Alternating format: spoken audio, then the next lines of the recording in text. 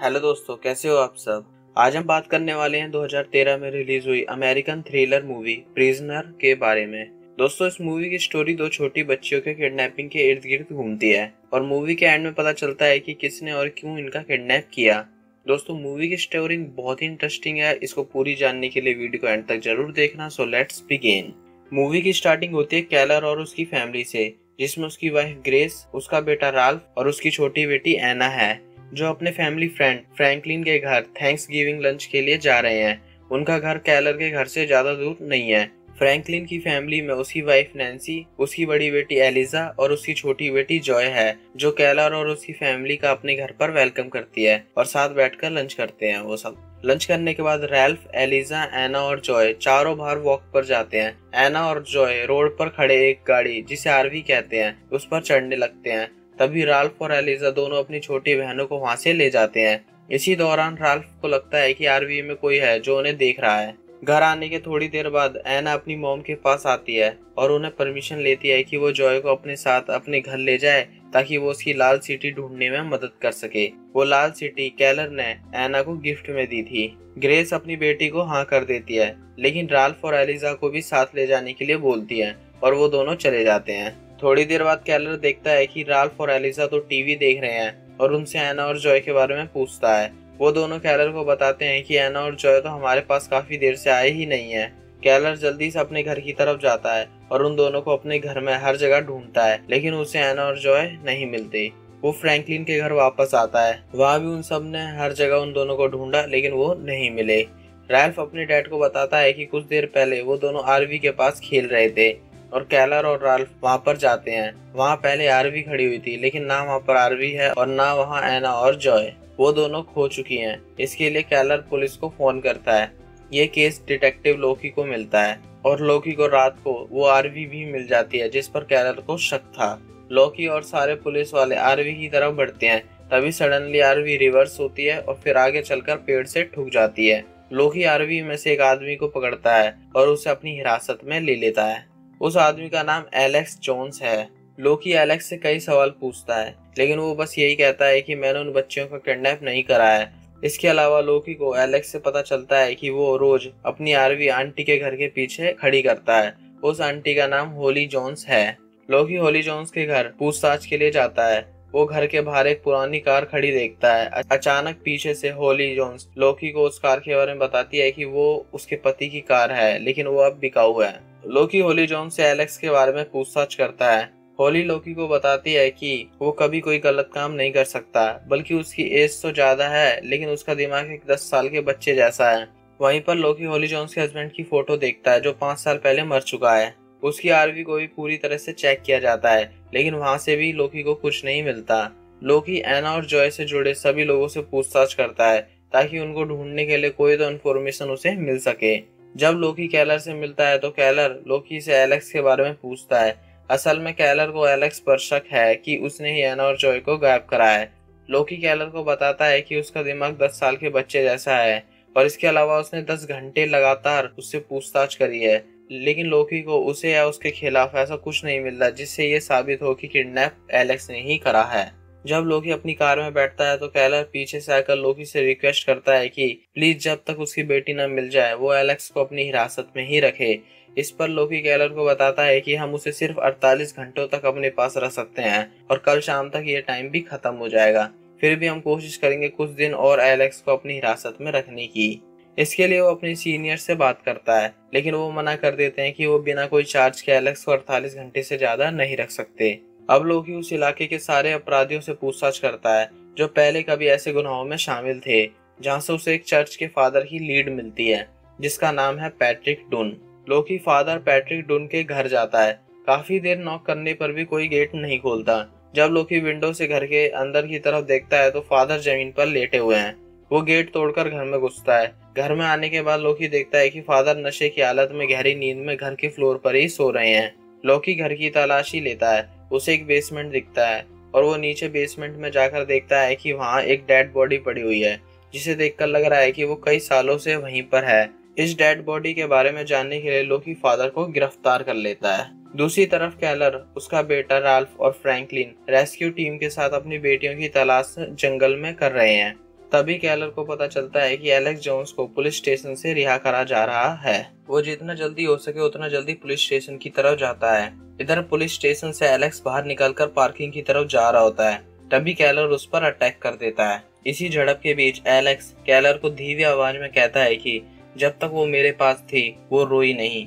तभी लॉकी और कुछ पुलिस वाले कैलर को पकड़कर एलेक्स को उससे बचा लेते हैं। कुछ देर बाद कैलर लॉकी को बताता है कि एलेक्स बेगुनाह नहीं है, उसने एना और जॉय को किडनैप किया है और अभी पार्किंग में खुद उसने मेरे मुंह पर ये बात बोली कि जब मैंने तुम्हारी बेटी को छोड़ा वो बिल्कुल रोई नहीं। ये सब बातें बताकर कैलर पुलिस स्टेशन से चला जाता है। लॉकी एलेक्स के घर जाकर दोबारा पूछताछ करता है और कई सवाल पूछता है, लेकिन वही 10 साल के दिमाग वाला एलेक्स चुप रहकर हमेशा की तरह जवाब देने से बच जाता है। इस बार कैलर को यकीन है कि एना और जोन्स का गायब होने में एलेक्स का ही हाथ है और वो उसके घर के बाहर अपनी कार में बैठा उसका इंतजार कर रहा होता है। जब एलेक्स अपने घर से बाहर आता है तो कैलर उसका पीछा करता है और गन पॉइंट पर उसको पकड़ लेता है। नेक्स्ट डे कैलर फ्रैंकलिन को अपने साथ एक पुरानी बिल्डिंग में ले जाता है जो पहले उसके डैड की थी और अब उसकी प्रॉपर्टी है। फ्रैंकलिन वहां पर देखता है कि कैलर ने एलेक्स को बांध रखा है और उसके मुंह पर टेप लगी हुई है। कैलर फ्रैंकलिन को बताता है कि इसी ने ही हमारी बेटियों को किडनैप करा है और ये बात इसने खुद मेरे मुंह पर बोली थी। फ्रैंकलिन कैलर को समझाता है कि ये सब सही नहीं है और शायद तुमने कुछ गलत सुन लिया हो, तुम ऐसा मत करो। कैलर फ्रैंकलिन को कहता है कि मुझे किसी की कोई परवाह नहीं है, हम इसको मारेंगे और जब तक मारेंगे तब तक ये एना और जॉय के बारे में हमें ना बता दे, और कैलर उसे मारना शुरू करता है। पुलिस स्टेशन में लॉकी फादर से पूछताछ करता है। फादर उसे बताते हैं कि जिसकी डेड बॉडी मेरे बेसमेंट में मिली मैंने ही उसे मारा है, क्योंकि कई सालों पहले वो मेरे पास कन्फेशन के लिए आया था कि उसने 16 बच्चों को किडनैप करा था और वो आगे भी किडनैपिंग करने वाला था, जिस कारण मैंने उसे अपने घर बुलाया और उसका मर्डर कर दिया। वो ईश्वर के खिलाफ युद्ध करना चाहता था। लॉकी फादर के बयान सुनता है और वहाँ से चला जाता है क्योंकि उसको ये सारी बातें बेबुनियाद लग रही हैं। और यहाँ कैलर फ्रैंकलिन के साथ एलेक्स को शाम तक बहुत मारता है, लेकिन वो अपना मुंह बंद रखता है जैसे उसे सच में एना और जॉय के बारे में ना पता हो। लेकिन कैलर श्योर है कि एलेक्स उनकी बेटियों के बारे में सब कुछ जानता है, लेकिन उसे ये बात परेशान कर रही है कि इतना पिटने के बाद भी वो उन्हें कुछ क्यों नहीं बता रहा है। कई सारे लोग कैलर और उसकी फैमिली को सपोर्ट करने के लिए उसके घर आते हैं और कैंडल जलाकर एना और जॉय के लिए ऊपर वाले से प्रार्थना करते हैं कि वो जल्दी मिल जाएं। वहाँ लोकी भी है और उसे एक आदमी दिखता है जो उससे नजरें चुरा रहा है। वो लोकी को देखकर धीरे धीरे पीछे हटने लगता है। लोकी भी उसके पास जाता है, लेकिन जब तो वो भीड़ में से गायब हो जाता है। वो लोकी से बचकर भागता है। तभी लोकी उसे देख लेता है और उसका बहुत दूरी तक पीछा करता है, लेकिन वो उसके हाथ नहीं आता। नेक्स्ट मॉर्निंग डिटेक्टिव लोकी को पता चलता है कि एलेक्स जोन्स भी कई दिनों से गायब है और लोकी ने उस आदमी का स्केच भी सब जगह भिजवा दिया है जो लास्ट नाइट उससे बचकर भागा था। इधर कैलर को एलेक्स से एना और जॉय के लिए कोई भी जानकारी नहीं मिलती। वो थक चुका है एलेक्स को मारते मारते। असल में दोस्तों कैलर ऐसा बिल्कुल भी नहीं करना चाहता है, लेकिन अगर वो ऐसा नहीं करेगा तो उसकी बेटी शायद जो अभी जिंदा हो, क्या पता एलेक्स या कोई उसका साथी आगे चलकर उन दोनों को मार दे। फ्रैंकलिन अपने घर जाता है। उसकी वाइफ नैन्सी उससे पूछती है कि तुम रोज रात को घर लेट क्यों आ रहे हो, और वो अपनी वाइफ से सच्चाई नहीं छुपा पाता और कैलर एलेक्स के बारे में सब कुछ बता देता है। फ्रैंकलिन नैन्सी कैलर के घर जाते हैं और बाद में वो तीनों उसी बिल्डिंग में जाते हैं जहाँ एलेक्स को पकड़ रखा है। नैन्सी देखती है कि एलेक्स बुरी तरह से घायल है, उसके हाथ बंधे हुए हैं। वो उसे बोलती है कि प्लीज अगर तुम्हें मेरी बेटी के बारे में कुछ भी पता हो तो बता दो। इमोशनली होकर वो एलेक्स के हाथ खोल देती है। एलेक्स सडनली नैन्सी को धक्का देकर भागने की कोशिश करता है। तभी कैलर और फ्रैंकलिन जल्दी से आकर उसे दोबारा पकड़कर बांध देते हैं। अब कैलर भी एलेक्स को मार मार के थक चुका है, इसलिए अब उसने लकड़ी का छोटा कैबिन टाइप कुछ बनाया है, उसमें सिर्फ एलेक्स ही आ सके और फ्रंट साइड के खोल के जरिए उससे बात की जा सकती है। इसके साथ ही उस अंधेरे कैबिन में बिल्कुल ही गर्म या बिल्कुल ही ठंडे पानी को एलेक्स पर डालने का सिस्टम है, ताकि इस टॉर्चर से कैलर एलेक्स से एना और जॉय के लिए कुछ तो इन्फॉर्मेशन निकलवा सके। नेक्स्ट इवनिंग अगेन कैलर के साथ फ्रैंकलिन और नैन्सी आते हैं। फ्रैंकलिन को लग रहा है कि कैलर गलत कर रहा है और बिना किसी सबूत के किसी को इतना मारना सही नहीं है, और अब ये सब। कैलर कहता है कि ठीक है, तुम खुद ही अपने हाथों से एलेक्स को आजाद कर दो, लेकिन फ्रैंकलिन ऐसा नहीं कर पाता। कहीं न कहीं उसे उम्मीद है कि एलेक्स के जरिए उसे उसकी बेटी के बारे में कुछ तो पता चलेगा। इसी बीच नैन्सी और फ्रैंकलिन की गैर मौजूदगी में उनके घर पर वही अननोन पर्सन आता है जो कुछ दिन पहले लॉकी से बचकर भाग गया था, और बाद में वही अननोन पर्सन कैलर के घर भी जाता है। तभी ग्रेस को एक आहट सुनाई देती है और वो रूम की तरफ जाती है जिसकी विंडो ओपन है, जो थोड़ी देर पहले बंद थी। इसी बात की जानकारी देने के लिए वो लोकी को बुलाते हैं और सब कुछ लोकी को बताते हैं। इसी बातचीत के दौरान लोकी कैलर के बारे में पूछ लेता है। ग्रेस लोकी को बताती है कि वो पुलिस के साथ एना और जॉय को ढूंढने में मदद कर रहा है। असल में उसकी फैमिली को कैलर के बारे में नहीं पता है कि उसने एलेक्स को किडनैप कर रखा है और वो किस तरह अपनी बेटी के बारे में जानने की कोशिश कर रहा है। लोकी ग्रेस से कंफर्म करता है कि वो देर रात तक घर नहीं आता। अब लोकी को कैलर पर शक होता है कि कहीं एलेक्स के गायब होने में उसका तो कोई हाथ नहीं, क्योंकि उसने तो कई दिनों से पुलिस से कोई कांटेक्ट ही नहीं करा है। नेक्स्ट मॉर्निंग लोकी कैलर का पीछा करता है, लेकिन कैलर को पता चल जाता है कि लोकी उसका पीछा कर रहा है और डायरेक्टली उसके पास आकर पूछ लेता है कि तुम मेरा पीछा क्यों कर रहे हो। लोकी उससे पूछता है कि तुम्हारी वाइफ ग्रेस को लगता है कि तुम पिछले 5-6 दिनों से पुलिस की मदद कर रहे हो, लेकिन हम दोनों को पता है कि ये सच नहीं है। तो कहाँ हो तुम इतने दिनों से और क्या कर रहे हो? कैलर लोकी को कहता है कि तुम्हें मेरा पीछा छोड़कर मेरी बेटी के किडनैपर्स को ढूंढना चाहिए और मैं ऐसे हाथ पर हाथ रखकर घर पर नहीं बैठ सकता। मैं वो सब करूंगा जिससे मुझे मेरी बेटी मिल सके। और कैलर वहां से चला जाता है।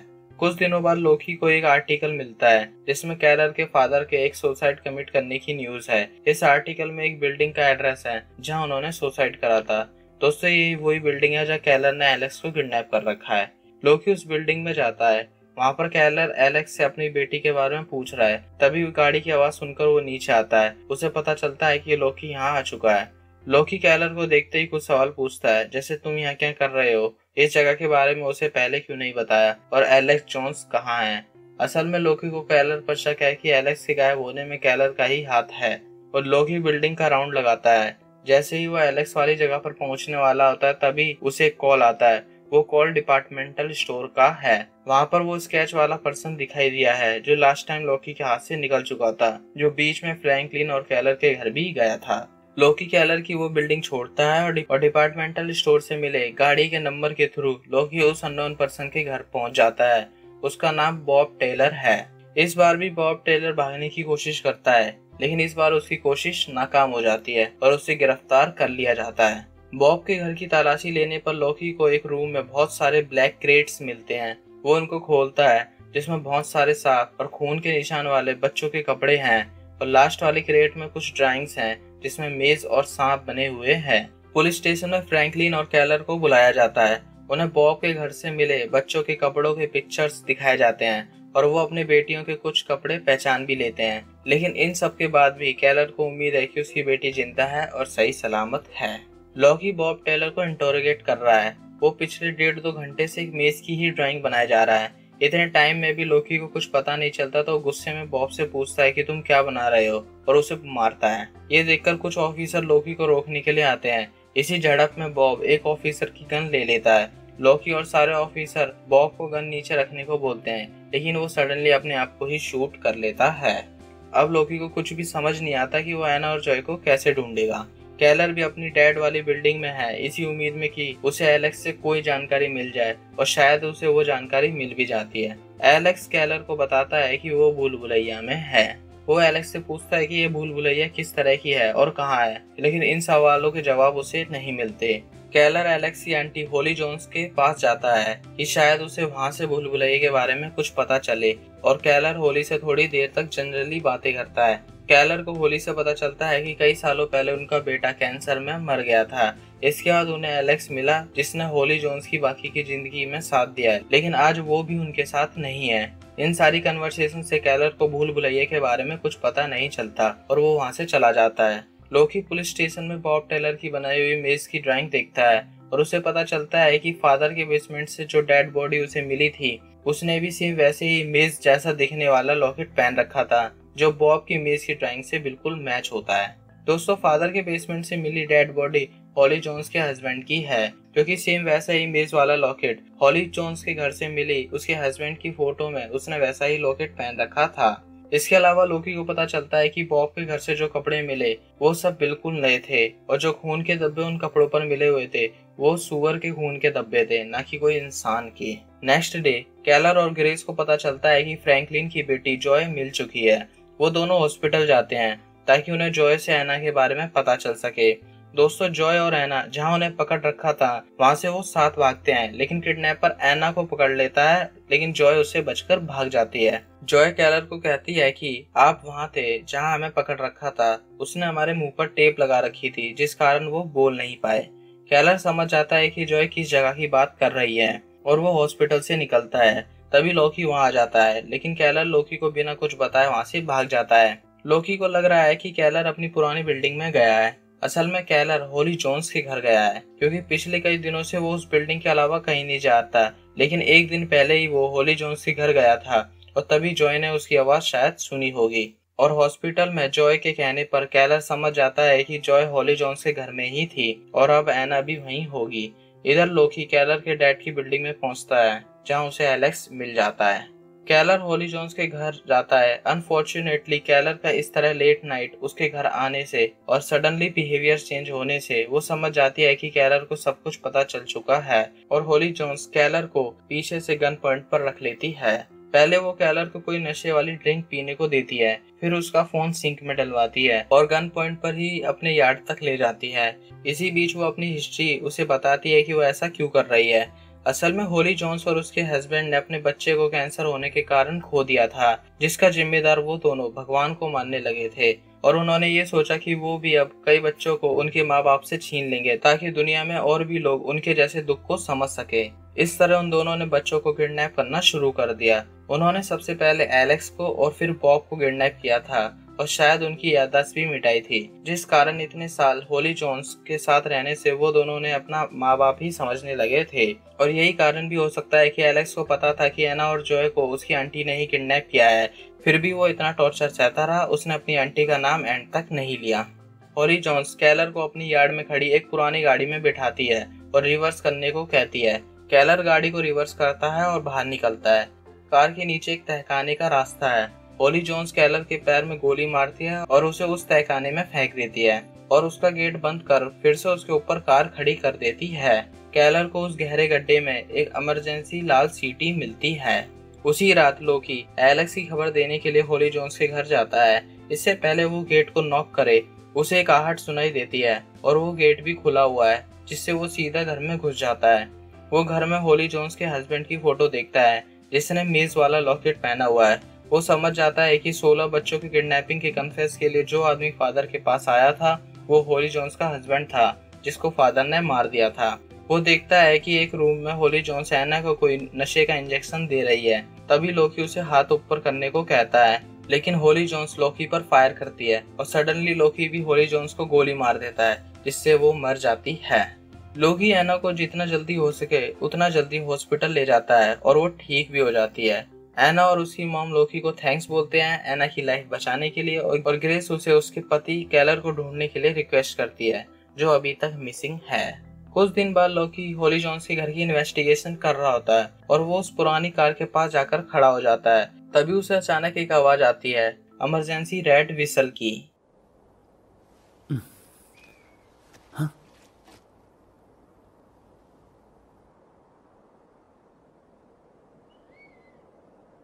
और दोस्तों इस तरह मूवी का यहीं पर एंड हो जाता है। आई होप आपको ये मूवी एक्सप्लेनेशन अच्छा लगा हो। अगर वीडियो पसंद आई हो तो इसको लाइक करो, शेयर करो दोस्तों के साथ, और भी अमेजिंग वीडियो को देखने के लिए चैनल को सब्सक्राइब करो। दोस्तों चैनल नया है, प्लीज इसको सपोर्ट करो, जल्दी से ग्रो करो। Thanks for watching this video.